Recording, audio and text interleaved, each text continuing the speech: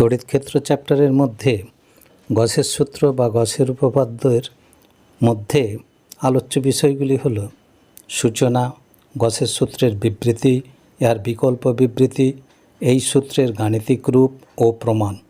বদ্ধতলের বাইরের আধানের জন্য মোট তড়িৎ ফ্লাক্স শূন্য হয়। RKJ physics touch by Rajat Kanti Jana. গসের সূত্র বা গসের উপপাদ্য, Gauss's law or Gauss theory. আমরা স্থির তড়িৎ বিজ্ঞানে আগেই যে সূত্রটা পড়েছি সেটা হচ্ছে কুলম্বের সূত্র। এর পরের সূত্র আমরা জানব সেটা হচ্ছে গসের সূত্র। তা এই গসের সূত্র কুলম্বের সূত্রের তুলনায় অধিকতর সার্বজনীন বা এটা মৌলিক একটা সূত্র। কুলম্বের সূত্রের তুলনায় এটা একটা মৌলিক সূত্র, কারণ এই কুলম্বের সূত্রটাকে প্রতিষ্ঠা করা যায় এই গসের সূত্র দ্বারাই। এবং কুলম্বের সূত্র আমরা আগেই পড়েছি যে কেবল স্থির তড়িৎ আধানের ক্ষেত্রেই প্রযোজ্য, আর এই গসের সূত্রটা তো স্থির তড়িৎ আধানের জন্যও প্রযোজ্য, আবার গতিশীল আধানের জন্যও এটা প্রযোজ্য হয়। সেই জন্য এটাকে, এই গসের সূত্রকে অধিকতর সার্বজনীন সূত্র বলা হয়। কুলম্বের সূত্র এবং এই গসের সূত্র উভয়েরই উদ্দেশ্য একই, শুধু কি পদ্ধতিটা আলাদা বা বিবৃতিটা আলাদা। দুজনেরই উদ্দেশ্য তড়িৎ ক্ষেত্র প্রাবল্য নির্ণয় করা। এদের পরস্পরের পরিপূরক সূত্র বলা যেতে পারে। পরস্পরের ওপর হয়তো ইন্ডিপেন্ডেন্ট নয়, কিন্তু পরস্পরের পরিপূরক। এই উদ্দেশ্য একই, তড়িৎ ক্ষেত্র প্রাবল্য নির্ণয় করা, কিন্তু দুজনের পদ্ধতিটা বা বিবৃতিটা আলাদা।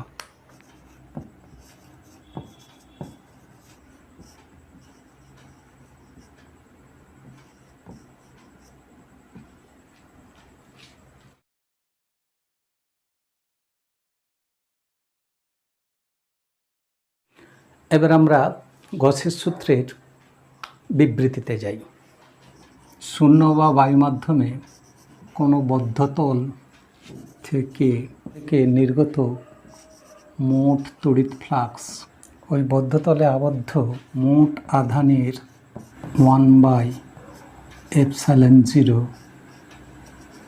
গুণ হয়। এই ε0 হচ্ছে তড়িৎ মাধ্যমের ভেদ্যতা। এই সূত্রের আর একটা বিবৃতি, ওই শূন্য মাধ্যম বা বায়ু মাধ্যমে সমগ্র তল জুড়ে তড়িৎ ক্ষেত্র প্রাবল্যের সারফেস ইন্টিগ্রাল বা ক্ষেত্র সমাকলন ওই বদ্ধতলে আবদ্ধ মোট আধানের 1/ε0 গুণ হয়। এই দুটো সূত্র থেকেই আমরা এই সূত্রের একটা গাণিতিক রূপ পেতে পারি। আগেই তড়িৎ ফ্লাক্সের চ্যাপ্টারে দেখেছিলাম কোনো একটা বদ্ধতলে ডেল্টা এস ক্ষেত্রফল তার অভিমুখের সঙ্গে তড়িৎ ক্ষেত্রের অভিমুখ যদি থিটা হয়, ভেতরে যদি কিউ আধান থাকে, এটা ডিএস ক্ষেত্রফলের অভিমুখ এই দিকে তার লম্ব বরাবর, এদের মধ্যে যদি এই কোণটা থাকে তাহলে এর ডি ফাই সমান হয় ই ডিএস কস থিটা। আমরা অসংখ্য ছোট ছোট যদি আমরা ডিএস কল্পনা করি, তাদের যদি আমরা ইন্টিগ্রেশন নেই তাহলে টোটাল ফাইটা পেয়ে যাব। তাহলে উভয় পক্ষে যদি আমরা সমস্ত ক্ষেত্রফল জুড়ে একটা ক্লোজ ইন্টিগ্রেশন নেই, তাহলে কি হবে, টোটাল তড়িৎ ফ্লাক্স, সেটা থেকে নির্গত যে টোটাল তড়িৎ ফ্লাক্স হবে সেটা সমান হবে E dot DS close integration, close surface integration. এটা আমরা তড়িৎ ফ্লাক্স থেকে পেয়েছিলাম। এবার এখানের এই যে বিবৃতিটা, এই টোটাল ফ্লাক্সটাই প্রথমে বলা হয়েছে যে মোট যে নির্গত তড়িৎ ফ্লাক্স বা বলরেখা সেটা কী হবে, এর মধ্যে যে আধানটা আবদ্ধ আছে সেই আধানের 1/ε0 গুণিতক হবে। তার মানে উভয় ক্ষেত্রেই এটা পাচ্ছি। তার মানে গাণিতিক রূপটা আমরা এইটা পেয়ে গেলাম। তড়িৎ ক্ষেত্র প্রাবল্যের সমগ্র ক্ষেত্রফল জুড়ে ক্ষেত্র সমাকলন বা সারফেস ইন্টিগ্রেশন সমান হবে ভিতরে বদ্ধ আধানের ভেতরে আবদ্ধ মোট আধান বাই হচ্ছে ওই মাধ্যমের তড়িৎভেদ্যতা। আমরা সাধারণত শূন্য মাধ্যমে সেই পদ্ধতিতে সব ক্যালকুলেশনগুলো করে যাব, সেই জন্য আমরা শূন্য মাধ্যমের তড়িৎভেদ্যতা ε0 লিখব। এটাই হলো গসের সূত্রের গাণিতিক রাশিমালা বা গাণিতিক রূপ। এবার এটার আমরা প্রমাণ করব। একটা আবদ্ধ তল কল্পনা করলাম, যার এই বিন্দুতে আমরা একটা ক্ষুদ্র ক্ষেত্রফল ডিএস নিলাম। এই ডিএসের অভিমুখ হবে এই তলের লম্ব বরাবর। এটা হচ্ছে ডিএস ভেক্টরের ক্ষেত্র ভেক্টরের অভিমুখ। আর এখানে তড়িৎ ক্ষেত্র প্রাবল্যের অভিমুখ আমরা এই বিন্দুতে ধরলাম এই দিকে, মধ্যেকার অ্যাঙ্গেল আমরা ধরলাম থিটা, আর এখান থেকে এটার দূরত্ব আর। কিউ থেকে আর দূরে ওই বিন্দুতে প্রাবল্য ই। এই ডিএস ক্ষেত্রফল দিয়ে তড়িৎ ফ্লাক্স নির্গত হবে, সেটাকে আমরা ধরে নিলাম ডি ফাই।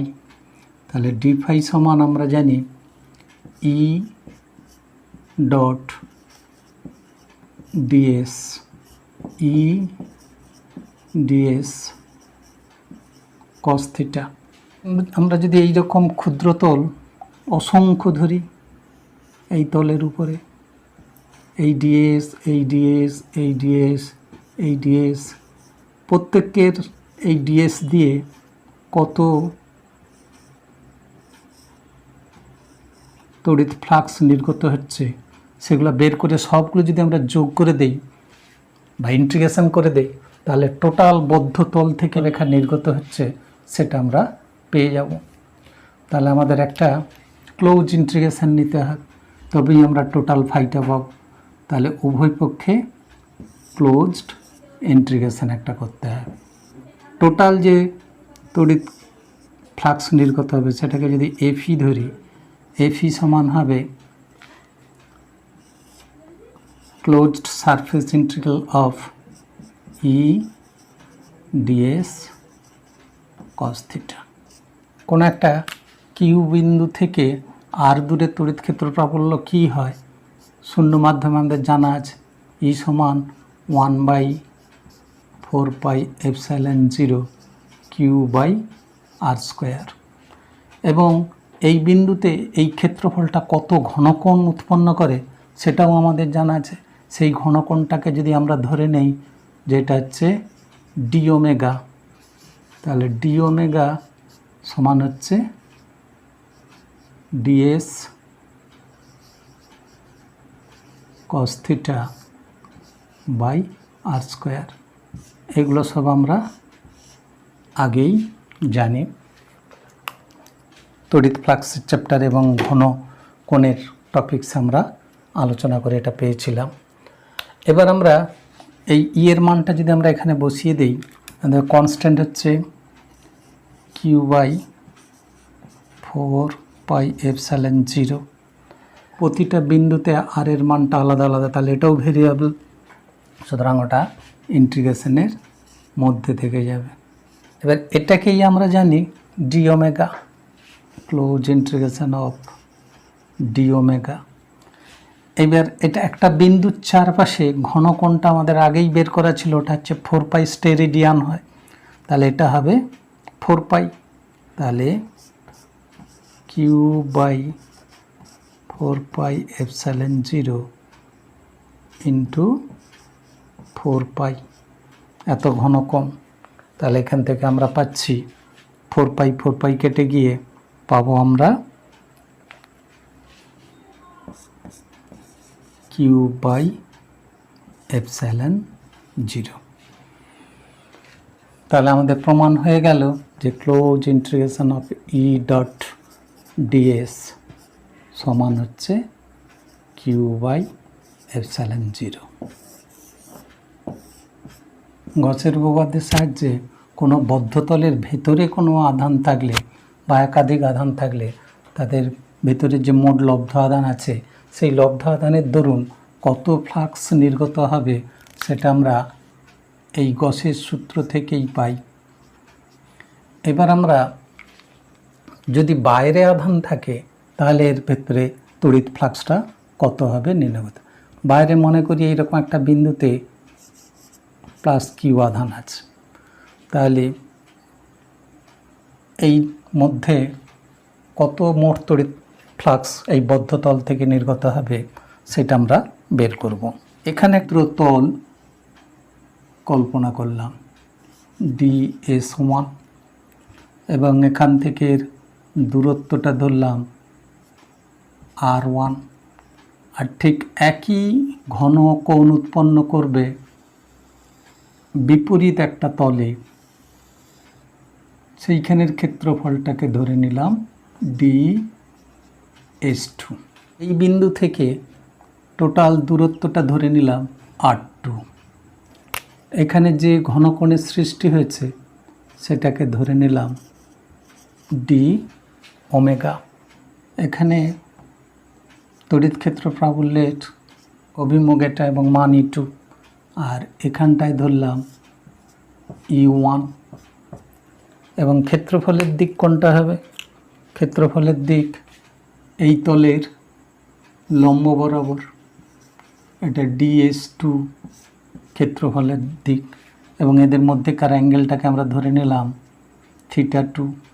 আর এখানেও এই ds1 এর অভিমুখ এই দিকে ধরলাম ds1 ভেক্টরের, এবং এদের মধ্যেকার অ্যাঙ্গেল আমরা ধরে নিলাম θ1। এটা r1 দূরে, এখান থেকে এটা r2 দূরে। তাহলে r1 দূরে ক্ষেত্র প্রাবল্যটা E1 সমান Q/4πε0 r1 এর স্কোয়ার। আর এইখান থেকে এটার r2 দূরে ক্ষেত্র প্রাবল্য সমান হবে Q/4πε0 r2 স্কোয়ার। ভেতরের তড়িৎ ফ্লাক্সকে আমরা ধরে নেই যেটা প্রবিষ্ট হয়। আমরা তড়িৎ ফ্লাক্স চ্যাপ্টারে বলেছিলাম যেগুলো প্রবিষ্ট হয় সেটা হচ্ছে নেগেটিভ, আর যেটা নির্গত হয় সেটা হচ্ছে পজিটিভ। তাহলে এইটা সমান হবে -E1 ds1 cos θ1, আর বাইরে যেটা নির্গত হচ্ছে d∅2 সমান হবে প্লাস E2 ds2 cos θ2। এবার এদের মানটা E1 এর মান E2 এর মানটা আমরা যদি বসিয়ে দেই পাবো, তাহলে টোটাল যে ফ্লাক্স নির্গত হচ্ছে সেটাকে যদি আমরা ধরে নেই d∅ সমান হচ্ছে d∅1 প্লাস d∅2 সমান হবে, এই টার্মটা হচ্ছে ঘনকোণের মান, এটার ক্ষেত্রে এই টার্মটা হচ্ছে ঘনকোণের মান। উভয় ক্ষেত্রেই এই ক্ষেত্রফলটা এখানে যে ঘনকোণ উৎপন্ন করেছে এই ক্ষেত্রফলটাও এখানে সেই ঘনকোণ উৎপন্ন করেছে। তাহলে এই দুটো ঘনকোণের মানটা হবে এটা যা, এটাও তা, এটা হচ্ছে dω-র সঙ্গে সমান হবে।